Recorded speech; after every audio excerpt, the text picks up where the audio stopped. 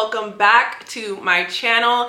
If you're new here, please don't forget to hit the subscribe button. I was checking my analytics and it said that 65% of the people who are viewing my videos are not subscribed. So before we get into today's video, if you could go ahead and subscribe, that would be amazing. I would love to have you here. I am so excited. I actually checked my subscriber count this morning and I had 630 subscribers. And really, like, in the past month or so, since I started doing like 2 uploads a week, I really have noticed a difference. And I'm just so happy and I'm so thankful for everyone who decides to tune in here, everyone who comments, every like, every share, just every single thing means so much to me. And I put in so much work and it's so hard doing this like while juggling 6 kids and homeschooling them, and then my husband's in the military and I don't have any family. Like, it means so much to you guys when I see that people appreciate what I'm putting out there. So I just wanted to say that before we got into today's video. But today I decided, since we are halfway through with the year, we're actually more than halfway through with the year, that I would share all of my 5-star reads.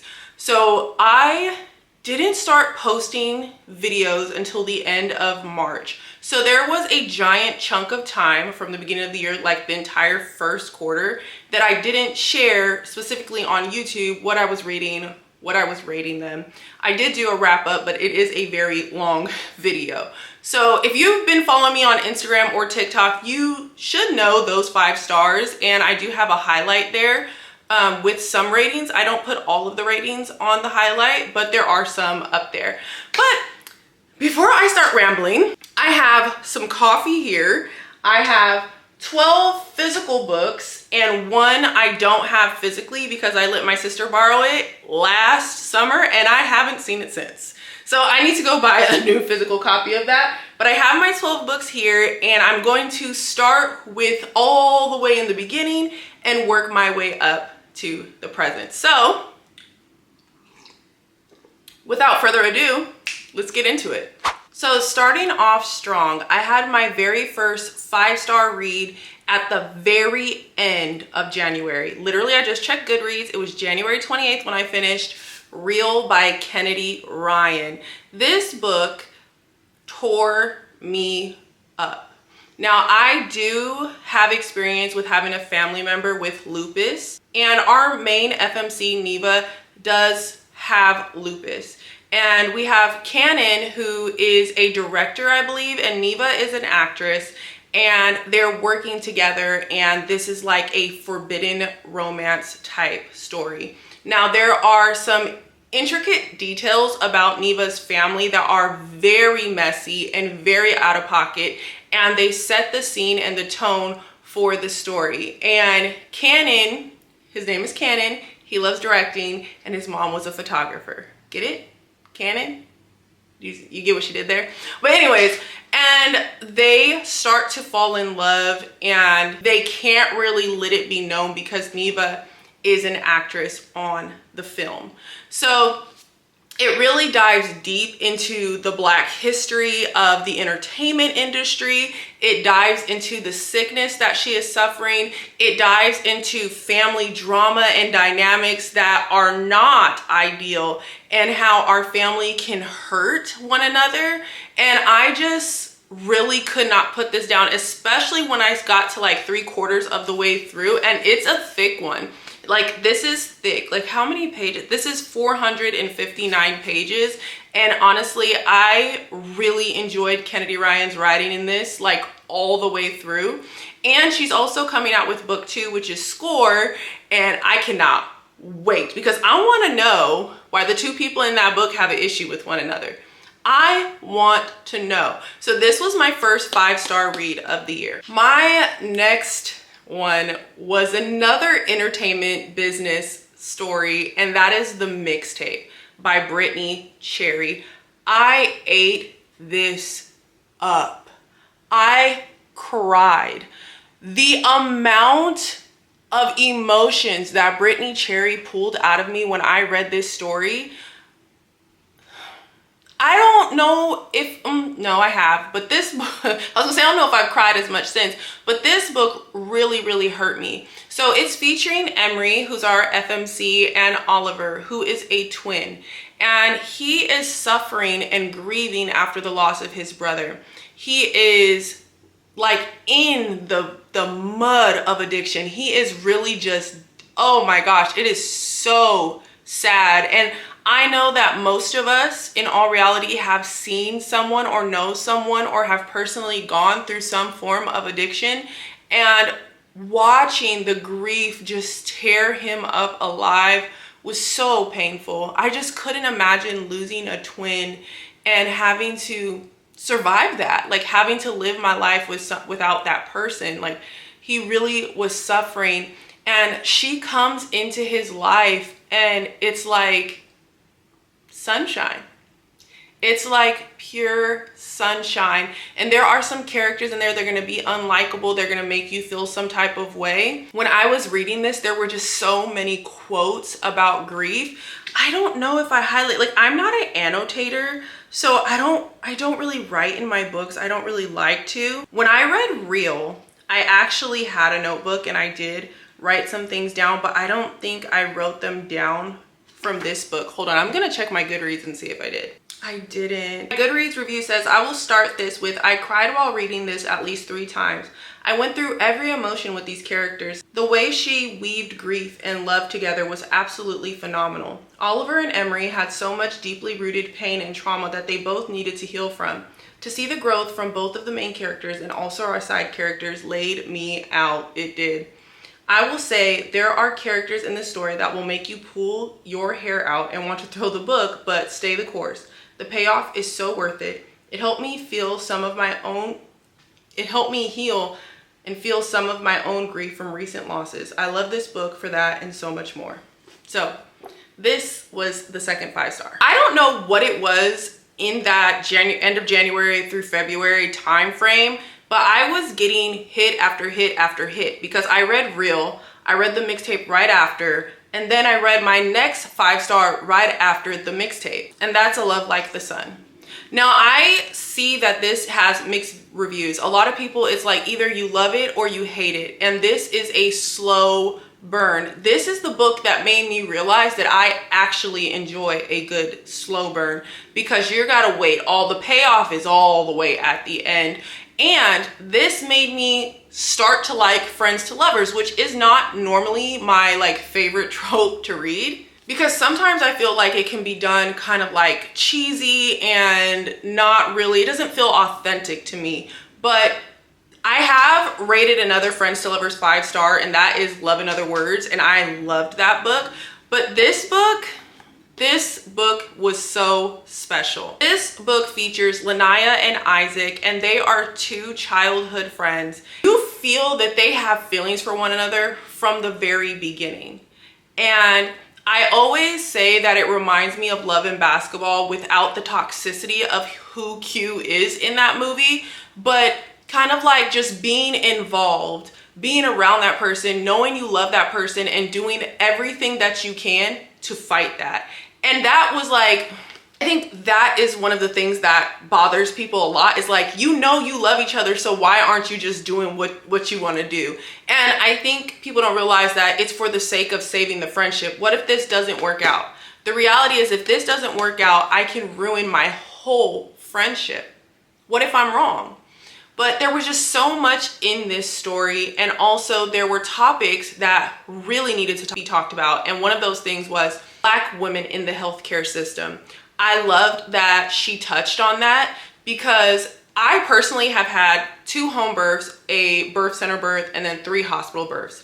And seeing the difference in care when it comes to who's the provider for you and what happens to you. If you know anything about being Black and birth, then you know that it is actually a scary thing. It's a beautiful thing, but without the resources and the knowledge, it can be a scary thing to go into. And I had to learn over years, and having to learn how to have autonomy over myself.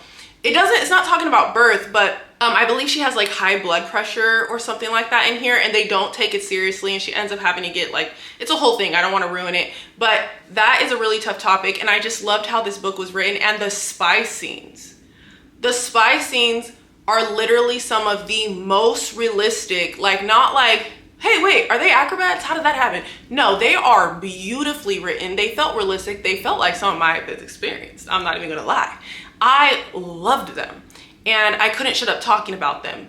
And I just, 5 stars. Now, my next 5-star is a little less lovey, fluffy type of read. And this book tore me up. I recommend it all the time. And that is Fast by Millie Belizaire.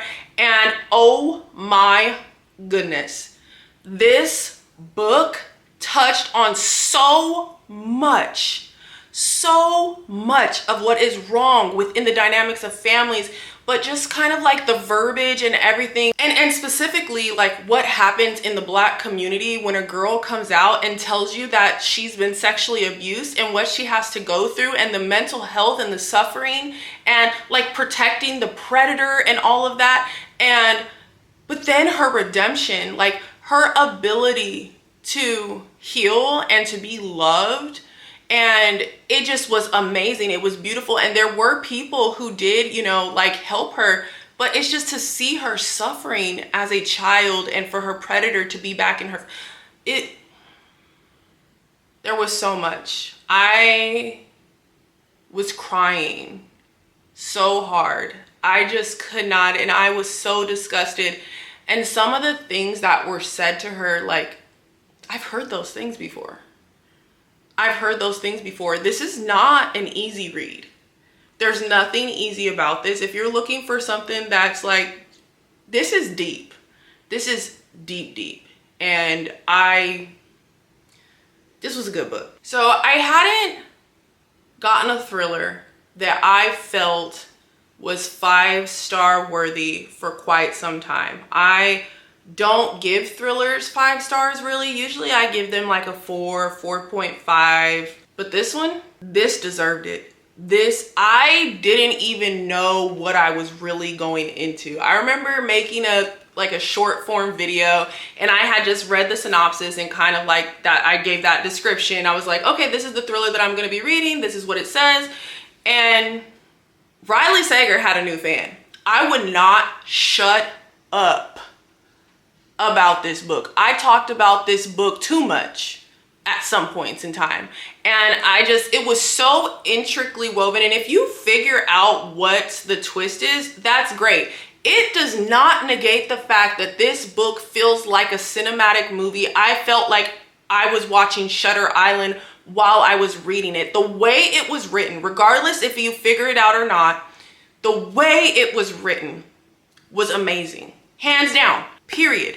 I wanted to read everything that he wrote after this book. This follows Kit, who something happens while she's working for like a nursing company that she has become kind of like the outcast in the town society. And she decides to go work for Lenora, who is an elderly woman who no longer speaks, up at Hope's End, which is on the edge of a cliff. And, you know, it's got all the dramatic scenery of the creepy old lady in the house, and it's kind of like a tomb because it's got everything in there. And the family was murdered, and everybody thinks that Lenora did it. That's all in the back, okay? That's all in the back. I'm not telling you nothing you can't read for yourself. She goes there, and Lenora wants her to write for her. Or she wants to write her story and share it with Kit. And they start going through the story and unraveling, and Kit's trying to figure out what's true, what's not. Did she kill her family? All of these different things. What really happened that night? And the story takes off from there. I loved every aspect of this. Somebody needs to pick this up and turn it into a movie because it was so good. I could not put it down. I absolutely loved it. I'm not gonna talk about this one too much. Like I said, I don't have the physical copy, but my next 5-star was 7 Days in June. I've read 7 Days in June physically, and then I listened to it on audiobook this time, and I loved it just like I loved it the first time. And that book actually makes me cry. It features addiction. It features generational trauma. It features what happens in the Black community over time when it comes to Shane specifically, like young boys, what happens to them because of the way that things are in society for them.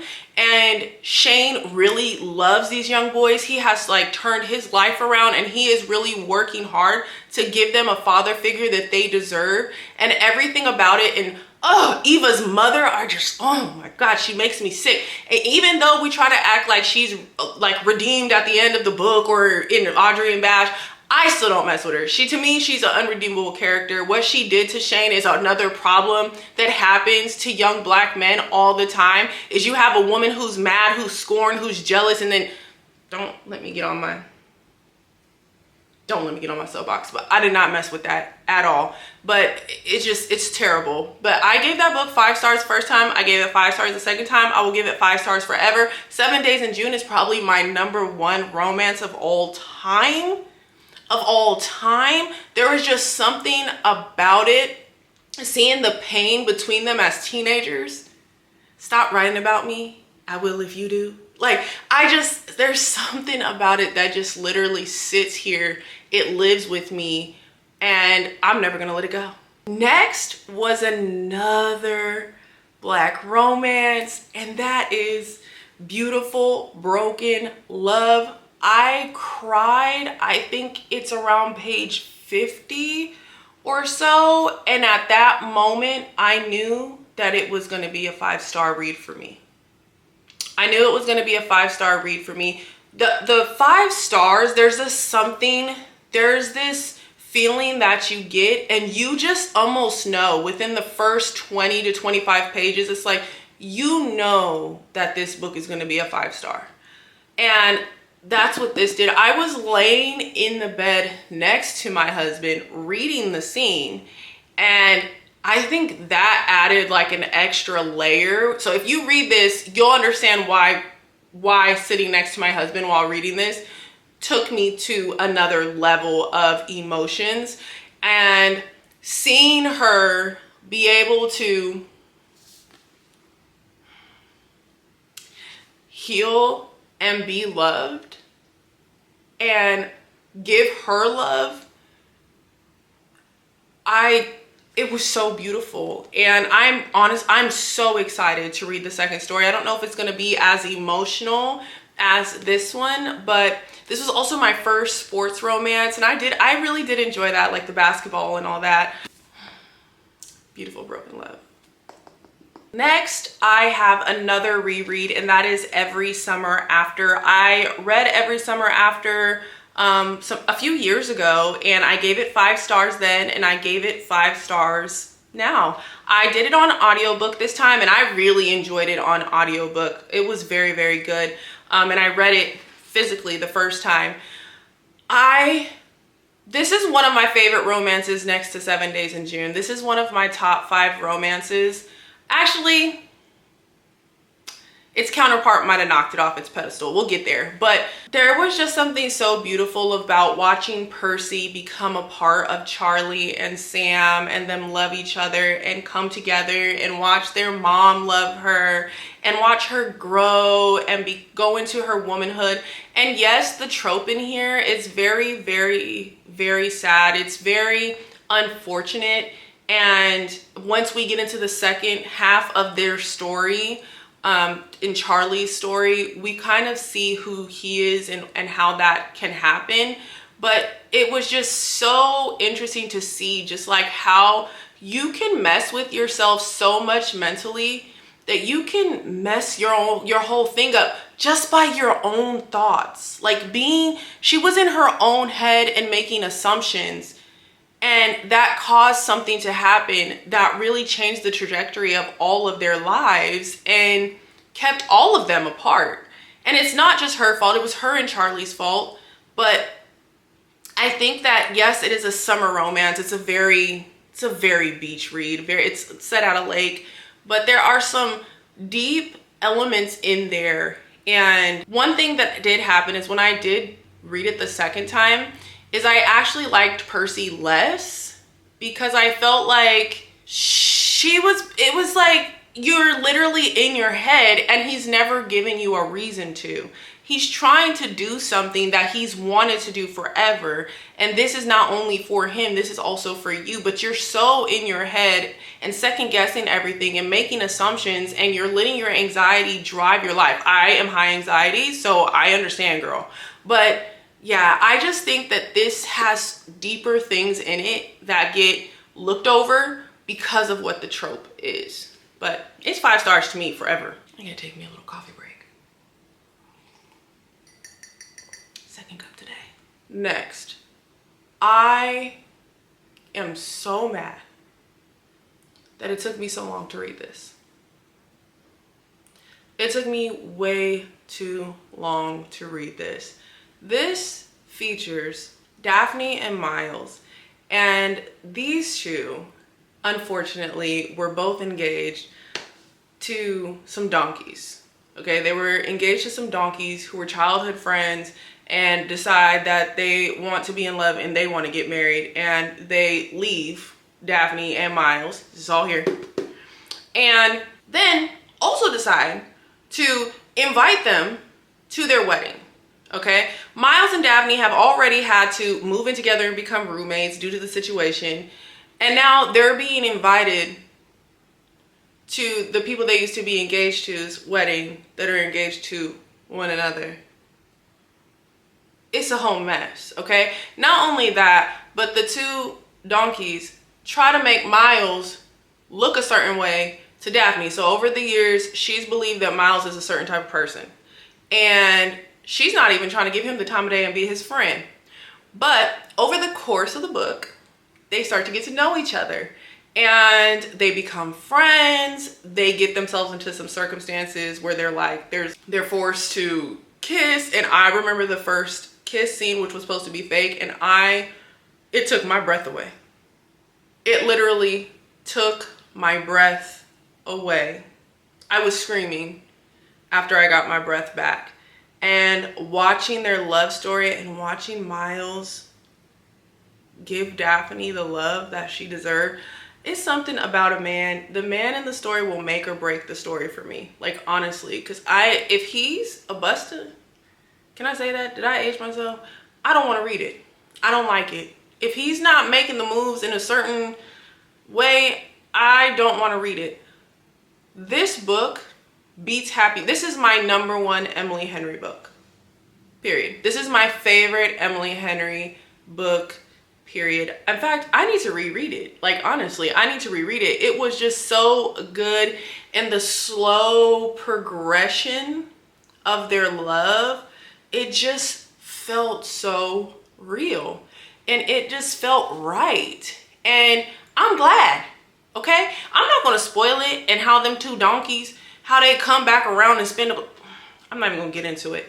If you want to pick up your first Emily Henry, I highly suggest you pick up this one. I really enjoyed it. Like, I know some people might not enjoy Happy Place. Happy Place is definitely, it's somewhere, I don't know where to put Happy Place and Beach Read, but this is my #1 Emily Henry. Okay, so this for me was controversial to put in here, and that is The Conditions of Will by Jess Hastings. It's controversial because when I did my 5-star anticipated reads, I gave this a 5-star immediately.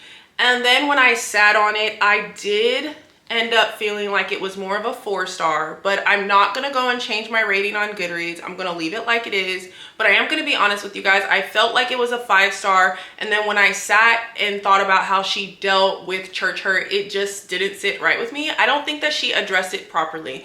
And sometimes I feel like when she's talking and explaining things, and even when she was writing in this book, it felt like my word is law and what I say is the only way to see things. And it's very clear that she's dealt with some church hurt, and I don't know.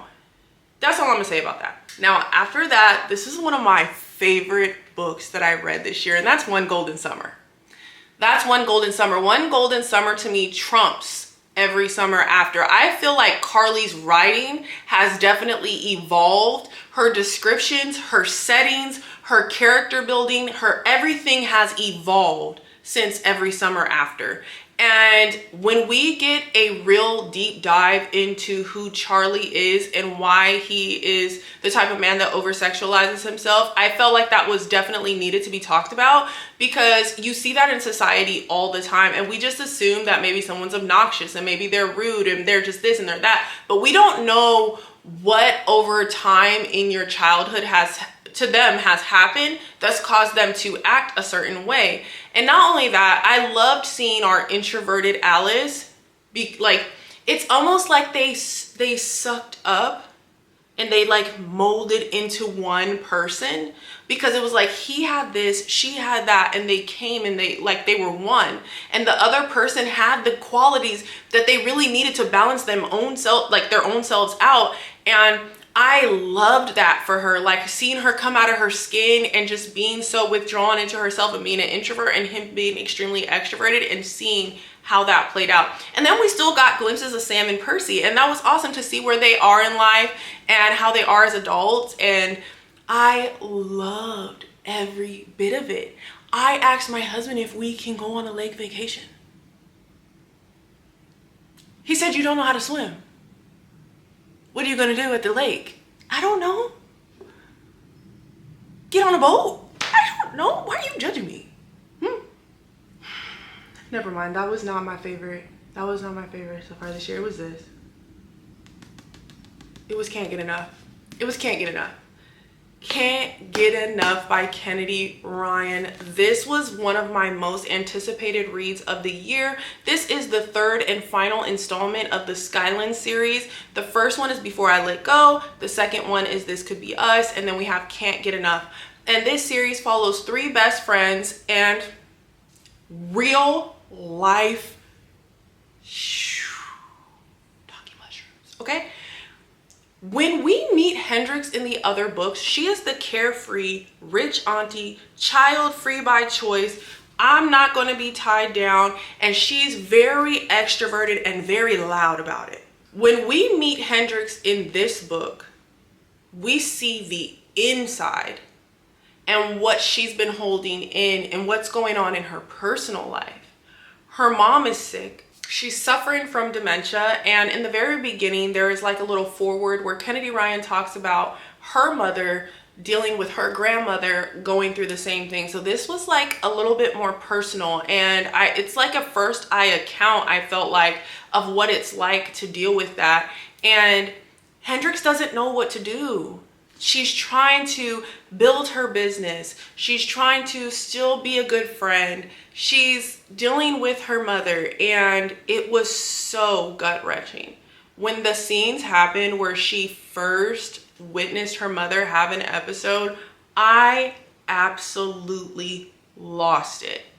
I lost it. I had to stop and sit in my car and sit in it and feel it, because I couldn't believe what I was listening to. It felt so real, the emotions. If you have a chance to listen to this on audiobook, the narrator is crazy good. Crazy good. I mean, I think like one of the best books I've ever listened to. I just started doing audiobooks this year, and I'm so glad I got this one physically and on audio, because it was so good.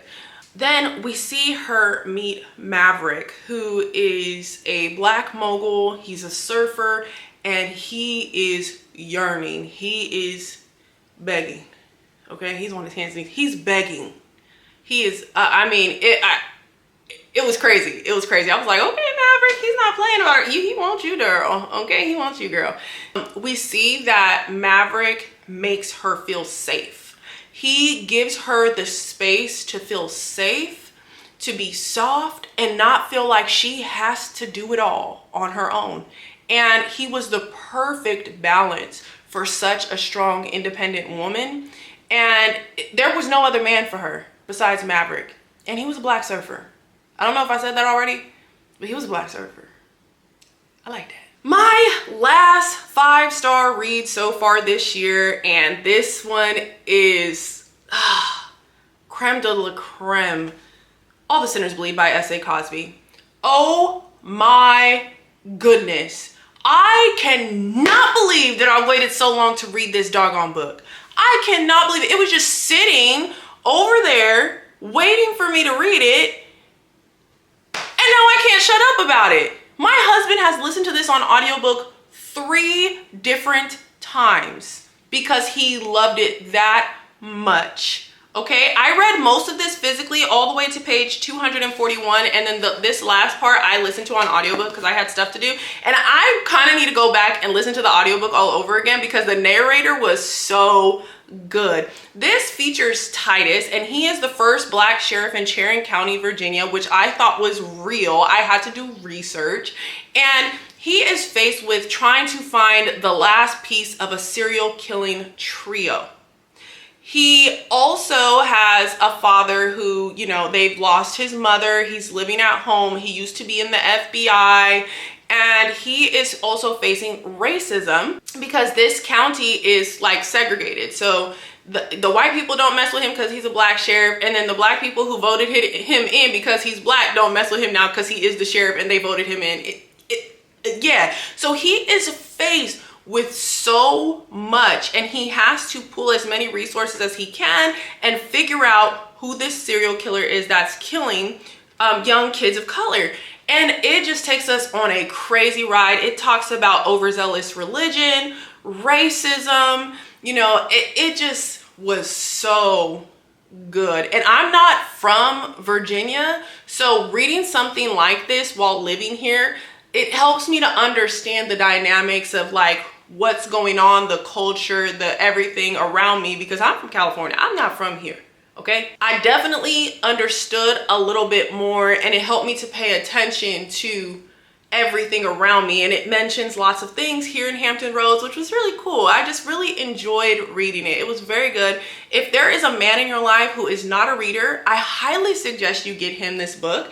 I plan on reading Razorblade Tears next. When I went to the book retreat, they told me Razorblade Tears is about a white father and a Black father whose 2 gay sons were killed, and they go on a spree to find the killer. So that's my next read by him because woo-wee, that sounded good. And multiple people have read it and they all gave it like 5 stars that were at the book retreat. So that's my next one by him, but this one was 5 stars for me as well. So I had quite a good start to the year, okay? I think this is, what did I say? 1, 2, 3, 4, 5, 6, 7, 8, 9, 10, 11, 12, 13, because 7 Days in June is not here. 13 5-star reads so far this year.